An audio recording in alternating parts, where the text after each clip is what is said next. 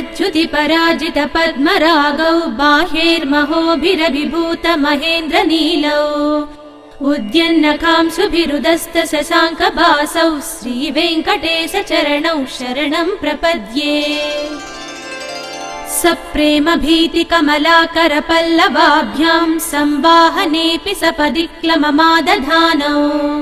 कान्ताववाङ्मानस गोचर सौकुमार्यौ श्रीवेङ्कटेश चरणौ शरणं प्रपद्ये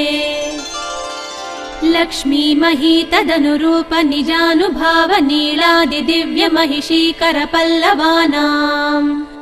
आरुण्य संक्रमणतः किल सान्द्र रागौ श्रीवेङ्कटेश चरणौ शरणं प्रपद्ये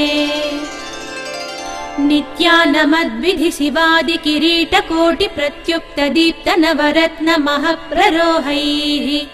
नीराजनाविधि मुदारमुपादधानौ श्रीवेङ्कटेश चरणौ शरणं प्रपद्ये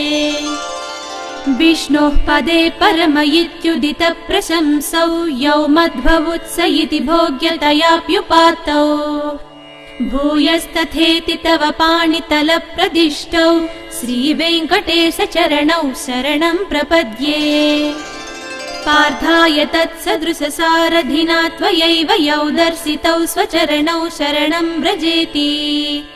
भूयोऽपि मह्यमिहतौ करदर्शितौ ते श्रीवेङ्कटेश चरणौ शरणं प्रपद्ये मन्मूर्ध्नि काळियफणे विकटाटवीषु श्रीवेङ्कटाद्रिशिखरे शिरसि श्रुतीनाम् चित्तेऽप्यनन्य मनसां सममाहितौ ते श्रीवेङ्कटेश चरणौ शरणं प्रपद्ये